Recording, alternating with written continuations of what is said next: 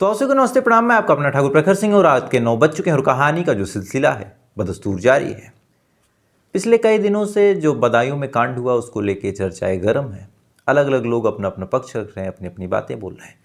इसी दौरान जिस चीज़ की आशंका थी और पहले भी दिन मैंने टोका था कि लोग कहीं ना कहीं इसमें भी सॉफ्ट कॉर्नर ढूंढेंगे, तो अभी एक सॉफ्ट कॉर्नर जो निकल के आ रहा है कि एनकाउंटर कर दिया, लेकिन जो अब लोग बता रहे हैं कि वो तो मानसिक रूप से बीमार था, मानसिक रूप से पीड़ित था और बड़े बड़े चैनल उसको ढकने पे लगे हुए हैं, कवर कर रहे हैं।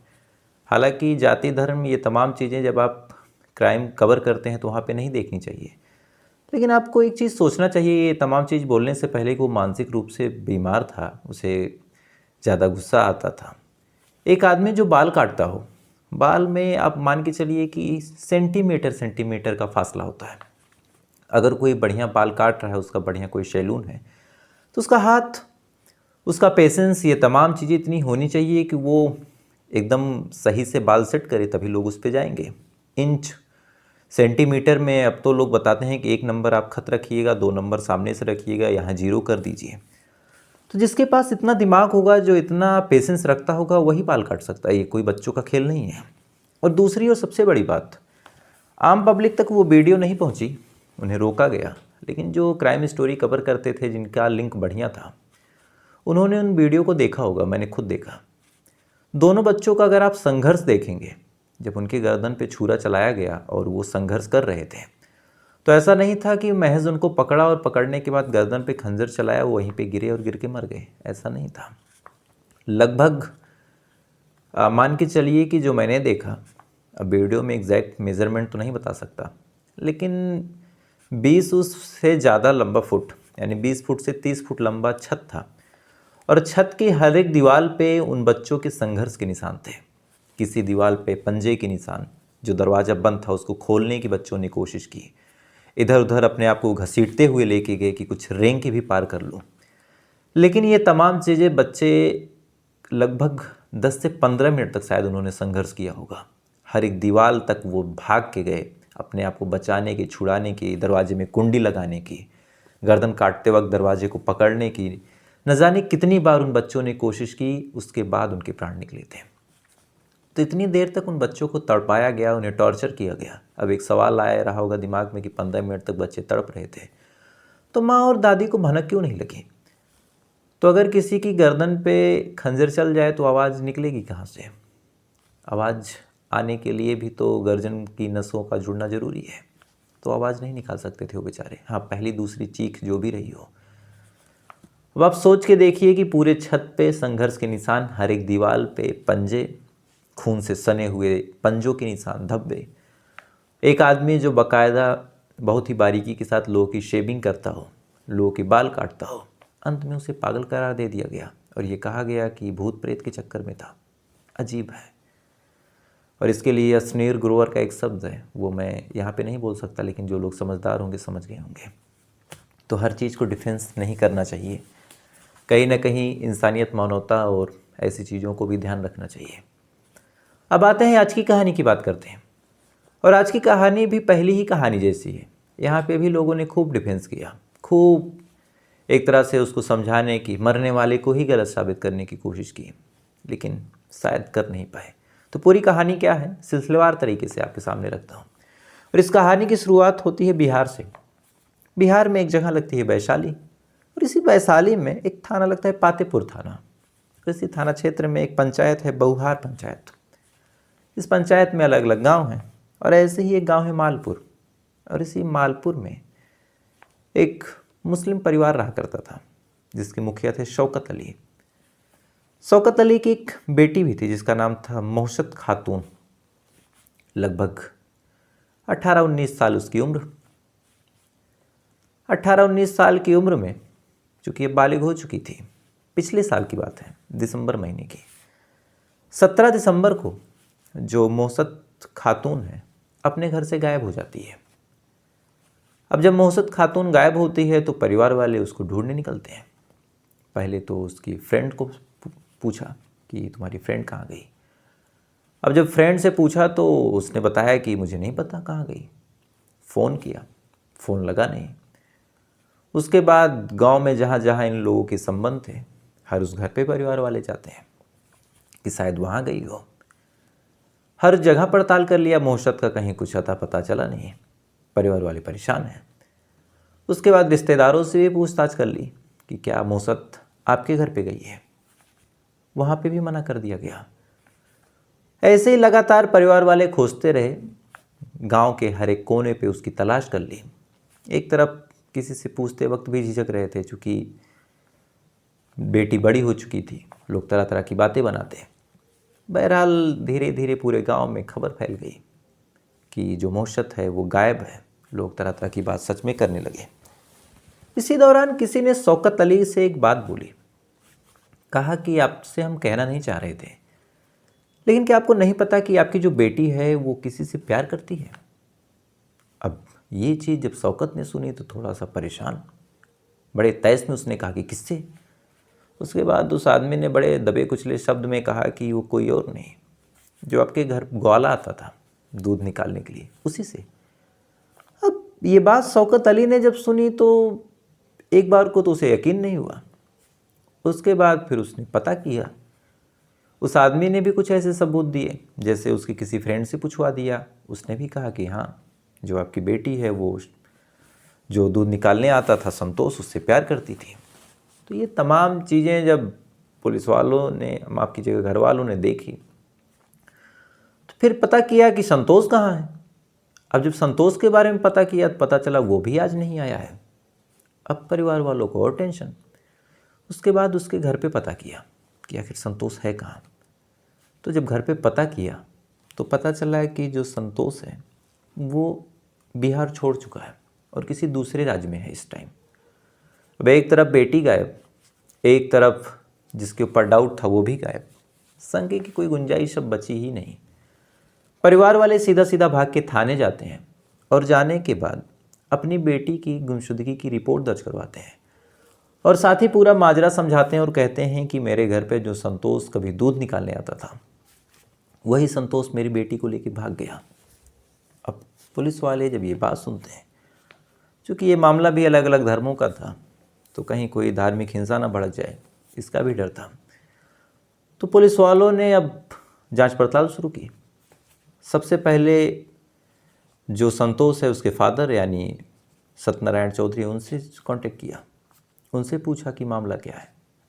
अब उनसे पूछा तो उन्हें कुछ पता ही नहीं। उसके बाद माँ से पूछताछ की, उन्हें भी कुछ ज़्यादा पता नहीं। लेकिन इसी दौरान 17 तारीख को ये लड़की गायब हुई थी। 17 तारीख को ही कंप्लेन हो गई।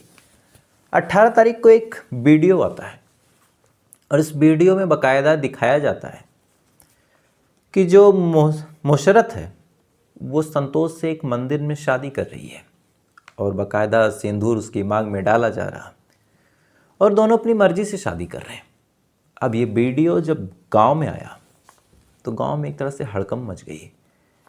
जो शौकत पक्ष के लोग थे, उनके जो सर थे शर्म से झुके हुए थे, उन्हें बड़ी बेइज्जती लग रही थी, बड़ी बदनामी लग रही थी। इधर जो सत्यनारायण चौधरी थे वो भी दुखी थे, वो भी नहीं चाह रहे थे कि ऐसा कुछ हो, क्योंकि अलग अलग धर्म में शादी कोई भी नहीं करना चाहता आज के टाइम में। तो ये तमाम चीज़ें चल ही रही थी। इधर जो मुशरत के फादर थे शौकत अली, उन्होंने फिर पूरे परिवार के खिलाफ मुकदमा दर्ज कर दिया कि मेरी बेटी को बहलाया फुसलाया लेके भागे और उसके साथ ऐसे ऐसे शादी कर ली। इधर जब पूरे परिवार के खिलाफ मुकदमा दर्ज हुआ, परिवार वालों को भी पुलिस वालों ने उठाया, पूछताछ शुरू करी।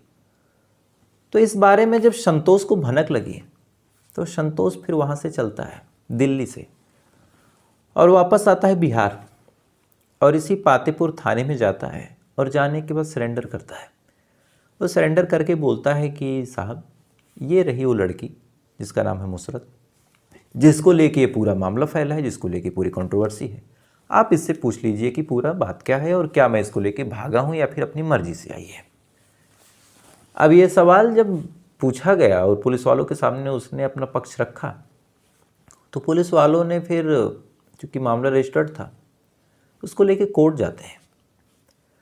कोर्ट में फिर लड़की से पूछा जाता है कि क्या ये तुम्हें बहला फुसला के लेके भागा था कि कुछ और कहानी है।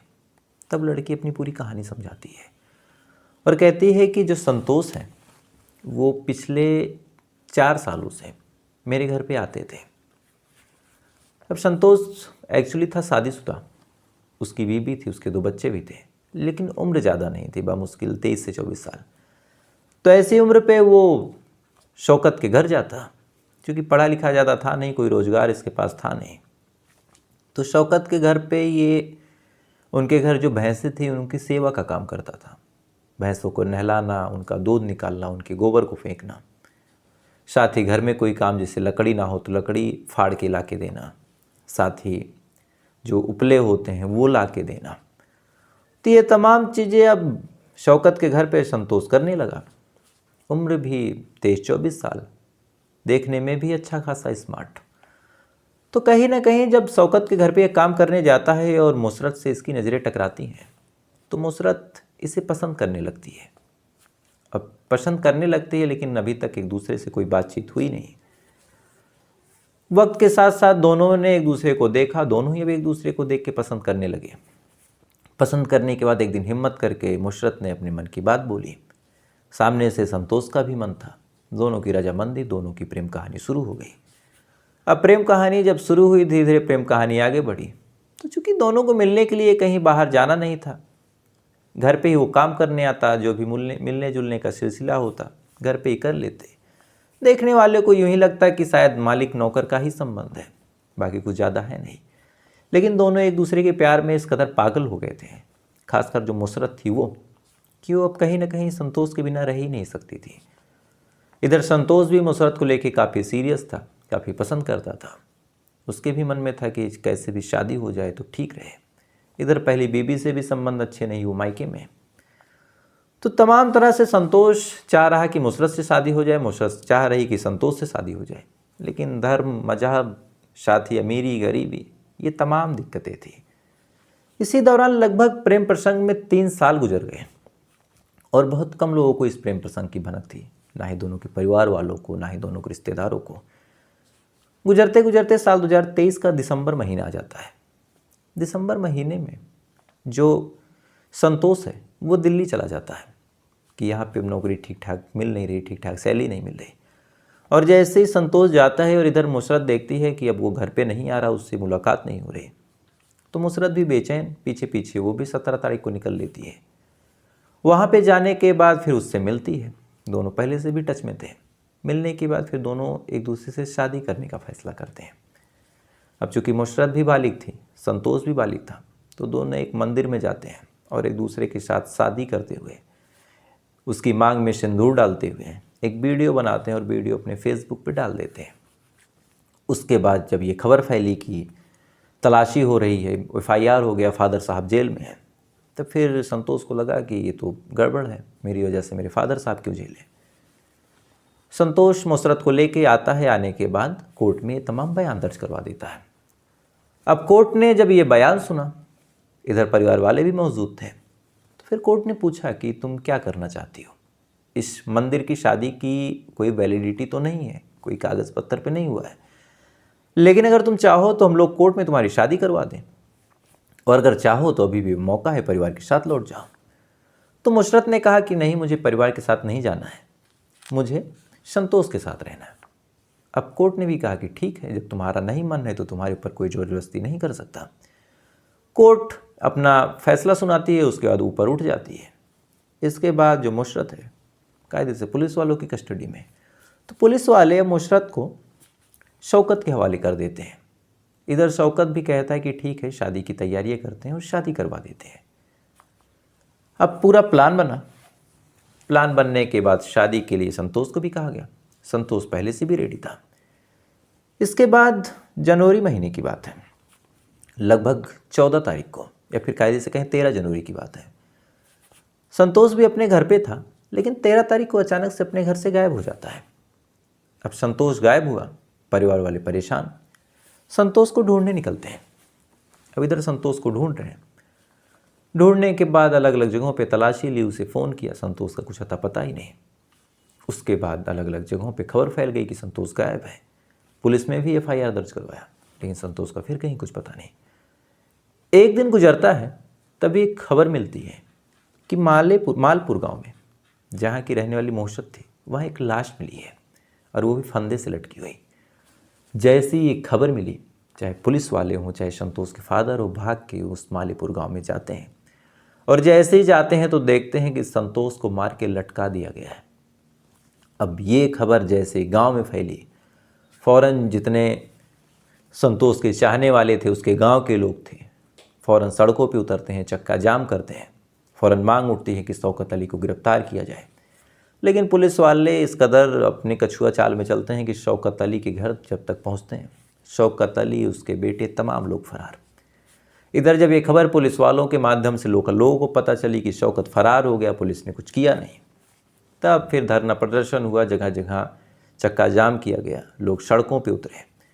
इतनी तमाम चीज़ करने के बाद तब पुलिस वालों के भी हाथ पांव फूले, ये तो मामला फंस जाएगा, चलते हैं कुछ करते हैं। इसके बाद पुलिस वाले तलाश शुरू करते हैं और अंत में दिल्ली में 4 दिन बाद शौकत अली गिरफ्तार होता है अपने बेटों के साथ। और 4 दिन बाद जब दिल्ली में वो गिरफ्तार होता है और उससे फिर पूछा जाता है, तो फिर उसने बताया कि हाँ, मुझे डर था कि कहीं इससे फिर से शादी ना हो जाए, इसीलिए मैंने उसको पहले शादी की लालच दे के घर पे बुलाया और फिर गला घोट के उसका कत्ल किया, बुरी तरीके से मार पिटाई भी की, उसके बाद फंदे से उसे टांग दिया। अब ये तमाम बयान जब इसने दिया, पुलिस वाले चार्जशीट बनाते हैं, कोर्ट में भेजते हैं, कोर्ट उनको जेल भेज देती है। लेकिन हैरान करने वाली बात है कि इस पे उन तमाम लोगों की एक भी पोस्ट, एक भी कमेंट, किसी ने वीडियो तक शायद नहीं बनाया इस पर, क्योंकि यह मामला दूसरे धर्म का था। तो धर्म के चश्मे से जब तक क्राइम को देखा जाएगा तब तक दिक्कत होगी। आप हमेशा एक तरफ मत रहिए, आप दोनों तरफ रहिए। अगर प्रखर ने गलत किया है तो प्रखर के ऊपर बिंदास वीडियो बनाइए। कोई सुल्तान, फैज़ान, रेहान है, उन्होंने गलत किया, उनके ऊपर भी बनाइए। सेम चश्मे से देखिए, दोनों के लिए सेम डिमांड हो, तब ठीक लगता है। ये नहीं कि प्रखर ने गलती की तो प्रखर को क्रिमिनल घोषित कर दो, फैज़ान, रेहान, सुल्तान ने किया तो उन्हें पागल करार दे दो, या फिर भटका हुआ नौजवान। तो इससे फिर जो लोग आपस में जुड़ के रहना भी चाहते हैं, उनके मन में भी एक नफ़रत की भावना आती है। तो यहीं से समाज टूट जाता है और बेगुनाह भी पिसते हैं इसमें। तो फिर क्या ही कहा जाए। तो फिलहाल ये थी पूरी कहानी। अब आपसे कल फिर मुलाकात हुई किसी दूसरी सच्ची कहानी के साथ। तब तक अच्छे रहिए, खुश रहिए, अपना ख्याल रखिए, अपने देश का ख्याल रखिए। जय हिंद, वंदे मातरम।